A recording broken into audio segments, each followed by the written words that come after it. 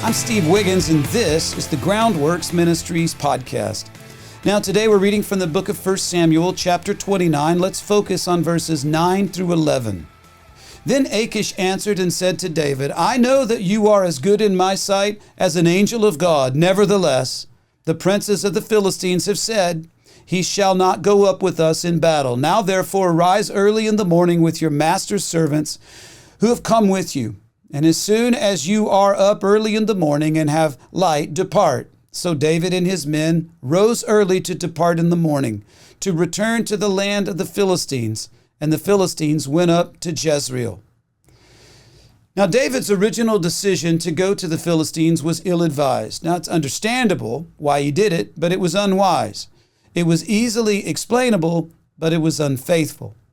Everything was clicking along quite well for David up until now. He's working for a Philistine boss, and he's getting paid to kill Philistines in his spare time. It reminds me of the saying, the enemy of my enemy is my friend. But now David and his men find themselves in a tight spot. They're lined up to fight against Israel, their own nation, the people whom God had ordained David to soon shepherd. So now David, that is God's anointed, is on the verge of entering into a battle against the Lord's other anointed one, Saul, the one about whom David said, I cannot lay a hand against him. Well, how will David get out of this one? And the dialogue is really almost funny. The deceived, Achish, defends his deceiver, David.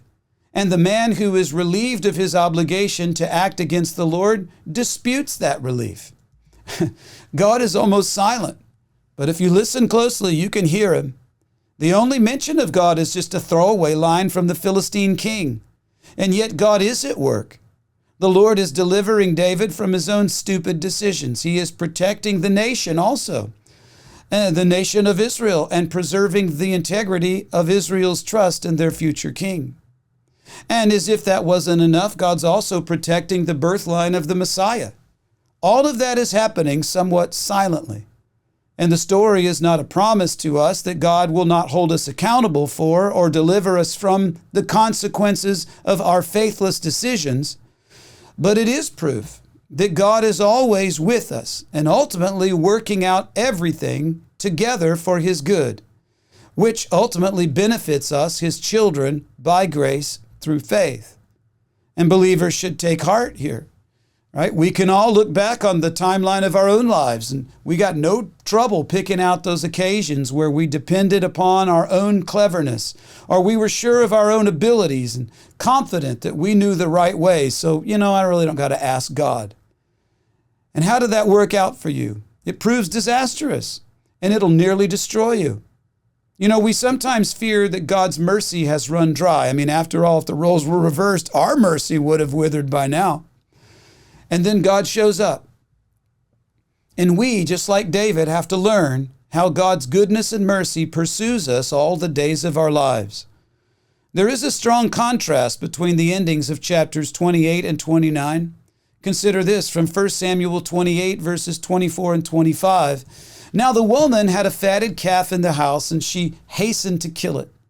And she took flour, and she kneaded it, and she baked bread, unleavened bread from it. And so she brought it before Saul and his servants, and they ate. And then they arose and they went away that night. Saul and his companions trudge off into the darkness without the Lord. And meanwhile, David rides away in the morning, reeling from having experienced God's mercy. I'm Steve Wiggins, and this is the Groundworks Ministries podcast. Groundworks Ministries operates entirely through financial donations from faithful people just like you. And yes, we need your monthly support, especially now. Donating is secure and it's easy at our website, groundworksministries.com. Another way to help is to tell people about us. Share these podcasts with friends and family, post them on your social media. And of course, you can always direct folks to our website, groundworksministries.com.